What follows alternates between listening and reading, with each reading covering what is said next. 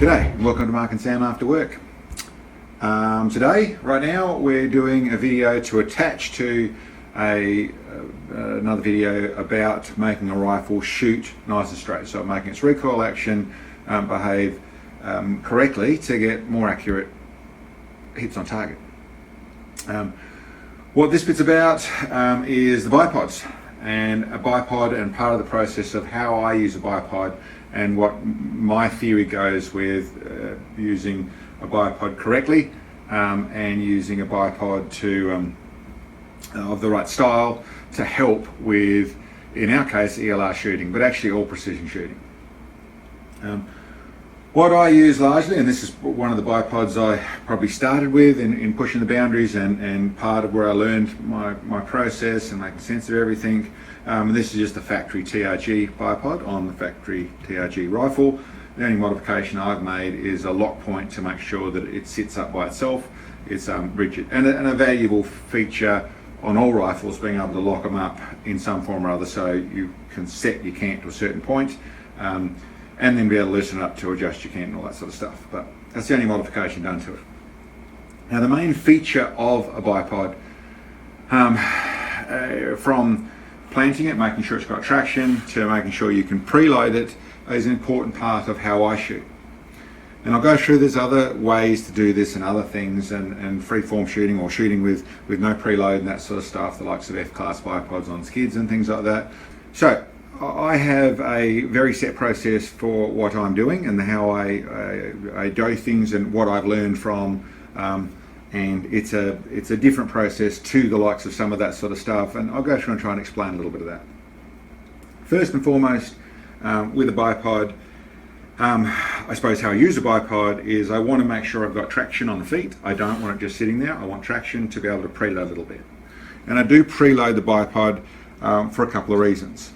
But in preloading a bipod, to do it the way I really want to do it, I want a bipod that has this sort of action. That movement you can see there, and that's just sitting on a rubber mat, but that movement you can see where it actually can rock. And what we're talking about is from a straight ahead position, there's a little tiny bit of rock either way, which lets you preload it. Let's say we're preloaded in that direction. When the rifle goes bang, it goes to this direction. What I'm actually chasing there is a little tiny bit of just over the center of the arc movement, which means there's almost no elevation change, and any elevation change that is in there in that little rock is so minute that a tiny difference in the amount of travel on the rifle makes almost no difference to the elevation of the barrel. To do that, I need to be able to preload it forward so that it rocks back. In a rigid bipod, if you have a bipod that's rigid or doesn't have any flex in it, and that can be from the big skid style ones, the heavy duty ones, which I've found other ways around, to even the likes of a small short leg Harris bipod that doesn't have any flex in it, I have some issues with how they function.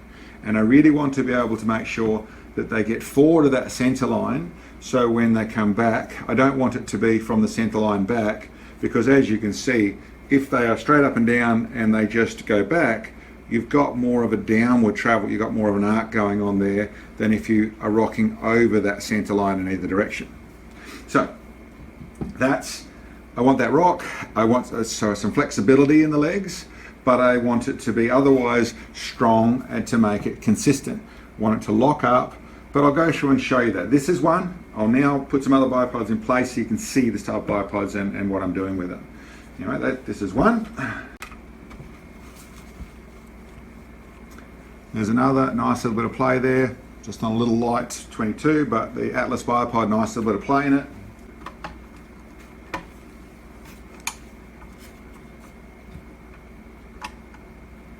Bit hard to get those feet to grip, they're made to go into the dirt, but the same thing, that's a custom bipod using the long Atlas legs, but a custom bipod. This is actually the chassis off my Shytac, well, it's the Gibbs 375, it's used a long shop, same design, same principles involved there. Same process. This is for those that don't know, this is my own bipod system using Atlas, long Atlas legs. And this is actually a wraparound system that I have, it goes on a barrel guard and that sort of stuff that we do as well.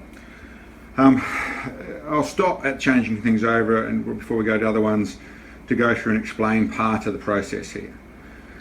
Once, as you can see, they all have that forward and back rock.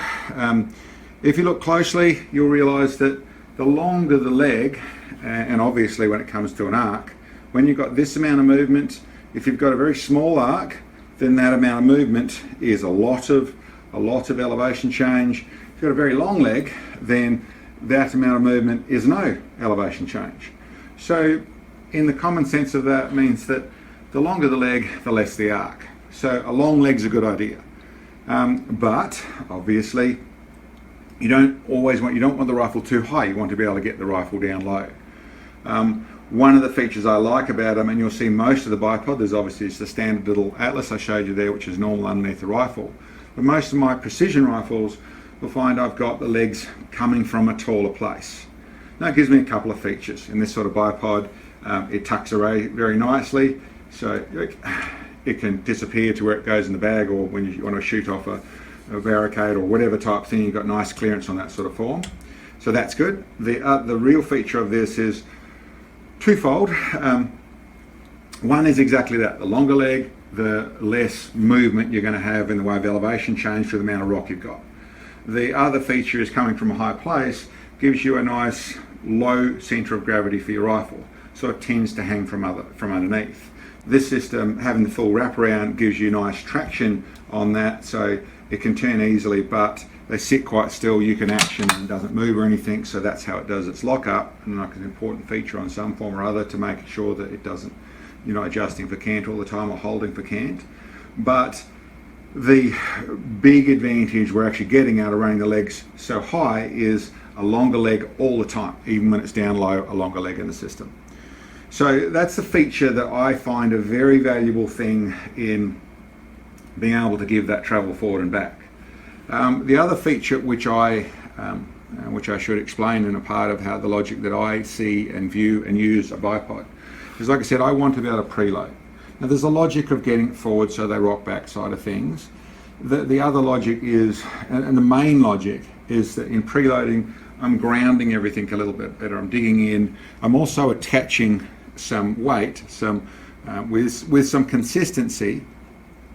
The heaviest part of the object, or the heaviest part of this process, of this whole system, and no matter how heavy your rifle is, it's unlikely to be heavier than, even if you're as little as 60 kilos, or 100 pounds or 120 pounds, or you're my sort of weight at the 100 kilos or 220 pounds, we're the heaviest bit. The more we can attach ourselves to the rifle, the more we're going to be helping absorb the harmonics of the shock of the explosion. And that is right from the beginning. Obviously, if you're behind the rifle, even if you're only gently pushing against it, when it goes bang, once it's actually hit you, you carry the weight. But I want it there for the beginning of the process. I want me to be taking as much of the shock absorbing right from the beginning. And I have got no evidence to prove this whatsoever, but my theory is that just like a harmonic balancer, just like any other form of dampener, if you shoot bows, we have dampeners that run in front of bows. In almost everything that is an action where there is harmonics or percussions or that sort of thing, they're fixed by dampening things. We're putting dampeners on them. Now we do a little bit in the weight of our stock, but the weight, although that helps absorb a certain amount of it, it isn't like a damper. We are like a damper. The way our body functions in the way of providing that pressure, that helps as a dampener. So part of my theory, part of my logic is that in pushing into this at a set amount of preload, not too much, you don't want to just be distorting things or causing it to go too far forward, but a nice amount of even pressure in the back here is actually attaching us, this big squishy human, and using us as a dampener to the back of the rifle. And it's probably the main ingredient, was a couple of ingredients which I prefer to shoot with a bipod of a rocking style of some form or other. Now I've got another one which I'll go through, which you've seen probably on our 50 cal, which is the 50 BMG, which is a different process to try and end up with the same result, but versus the F class style, the skids bipod. Now the logic of that is very sound, because it has a very rigid, very wide bipod, another important feature, which all these have not been shown, but all these are decent, and the more width you get, the more stability you have it to the ground, obviously. And they're nice, big, wide bipods, so they sit out nice and wide. The bit that I'm not so au fait on is the fact that, apart from the fact you've got to set up a skid board really to use them, so you get a nice flat thing, and then there's particular felts or particular covers and things like that to make them run with a certain amount of traction, so they're helping with a bit of recoil, and they're going to track nice and straight and forward and back. And the logic is that with a good bag on the back and the skids on the front and a flat plate, it's going to cycle straight back. Really, it's a logic that works, and really only works properly with very heavy rifles. So, you know, your rifles are moving into the 40, 50, 60, 70. There's even, you know, I know some of those rifles at the 50 kilos. So, yeah, that is 110 pounds of rifle, which you can see how that sort of stuff is going to work nicely with the fact that it's getting back because the rifle's so heavy. In my way of looking at it, I really am not trying to run so heavy rifles as a rule, but what I'm actually doing is I want to be able to preload, which is not something you've really got the feature of doing in that form. If you try and preload them, you'll push them forward. So there, up behind them, there's a little bit of preload through the nature of the weight of the rifle and the amount of traction they've got on that side of things, but it's not at the same sort of levels. And then because of that, they're also not grounded other than by the skids. So to me, you're avoiding, or not avoiding, you're not using some of your dampening abilities in the system. Obviously works very well, and in a right setup with the right rifle and that sort of stuff, obviously very super accurate way to do it. Not the way I'm doing it, not the way I do it. As you can see with this one here, this is the process. I'll just grab this other 50 cal and the 50 BMG chassis so you can see what I've done in that place and explaining that process. Now, this one here, I really went through a different process because it was going to be a heavy rifle. This one is a heavy rifle. This is up in the 20 kilos, so it's just over the 40 pounds of rifle. It's 50 BMG, so it's a big heavy lump. It's a 50 BMG pushing 800 grain bullets, so there's a lot of whack going on here. I wanted a stronger bipod. Did I need one? It probably would be fine with one of the heavy, like a 5R, that type of thing in the Atlas side of things. But I went through a process of, listen, this is a nice strong bipod, but rigid, no flexibility in it. It doesn't have any twist in these legs. So that meant what it's designed to do is it's designed to work as skids. So it's like a tactical form of an S-class, F-class style thing made to skid backwards. And for close range stuff, that's going to work fine. What I designed instead was this bearing block system, which gives me that straight back sort of thing. It's got a couple of rubber blocks on it, one on either end, but that's so that it can actually push forward, and it needs to be bogged in the dirt again to make it work properly, but I can preload properly, and then when it cycles, it's going to come straight back. So it's got bearing rollers and it's going to go straight backwards and forwards. But I'm going through the same process. I'm able to preload. So I'm going to preload the big squishy human as a dampener on the back, the feet bogged in, digging down as a dampener at the front here, so that from the beginning of the process, we're getting that thump that is, the whole design of the process, that I'm doing the same thing with set of legs that don't move. Is this better than the other system? I have no evidence to say that it is better. Ultimately, it might end up with a tiny advantage because there's no arc to it. Equally, it's not quite got the same processes. It's got bearings and things. It's got, the more complicated you make things, the more likely you are to have failures, yada yada, the normal sort of thing. Working really well for what it is, and like I said, designed to work in this 50 cal or this 50 BMG. I keep saying 50 cal, but 50 BMG process. So that's that one. Now I'm going to go back to the Atlas, and the thing I want to explain about that, which is an important feature, which a lot of people may know, may not know, but I'm going to go through it. I've been through it again, I'm going to go through it again. I'm going to get that other chassis.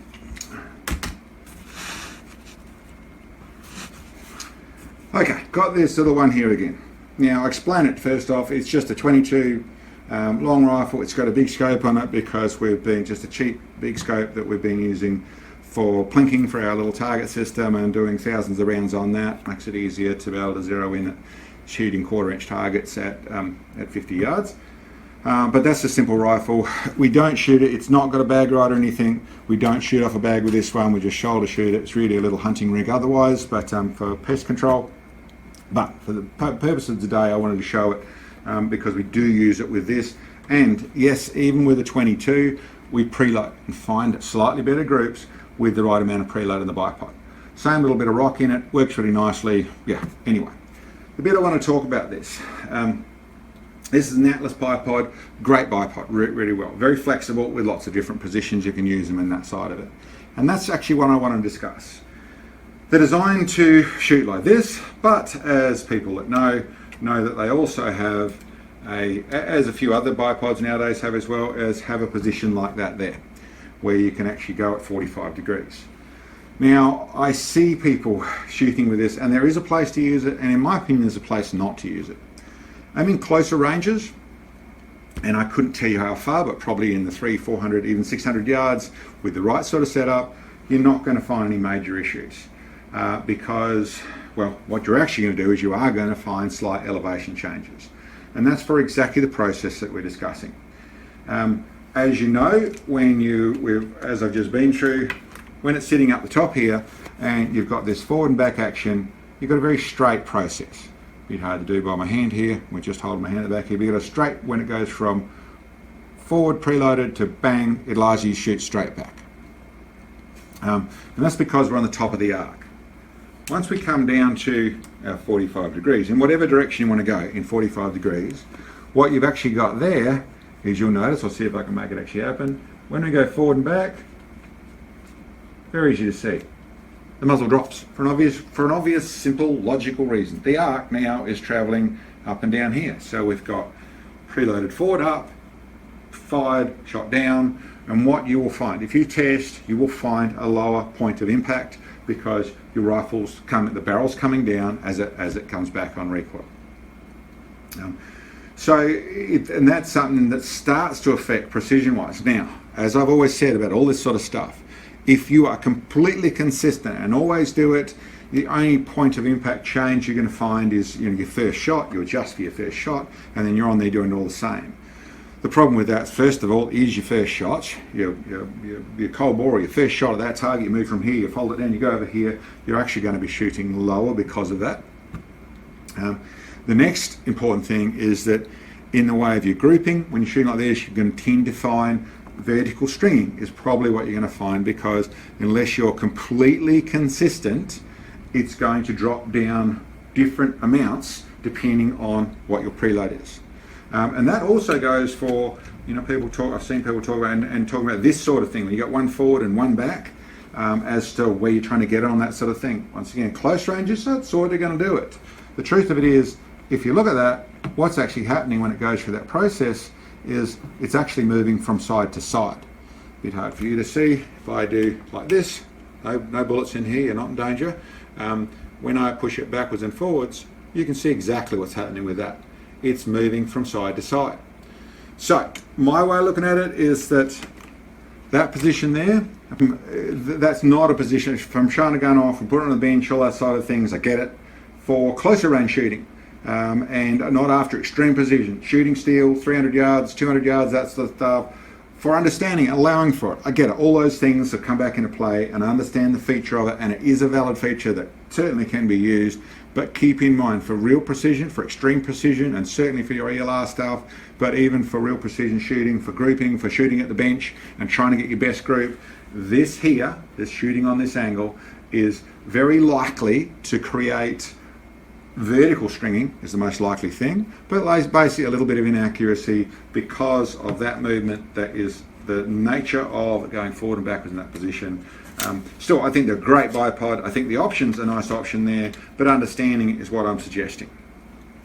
Anyway, that's a overall, coming from all those different bipods, of my theory to go with it is that in my beliefs, or I shouldn't say beliefs, but my processes involve the preload, and it's about all those reasons of trying to get that arc working properly, but it's also about absorbing as much as I can of those harmonics, both through the feet and the grounding properly of those to the ground, which you can use spikes and things as well. I tend to use all the standard systems that are there, but make sure they're digging into the dirt in some form or other, into your bag, whatever it is, or mat, whatever it is, and the preload of the human attached to the back of it. I'm doing that for the real purposes of trying to control things, but trying to absorb those harmonics as well. Anyway guys, that's the little bit about bipods. Hope that makes some sense. Thanks for checking in on this, and we'll catch you next time. Thanks for watching the video guys, I hope you enjoyed.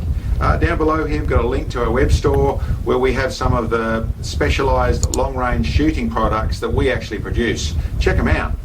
And for those of you who can, it'd be great to get some help.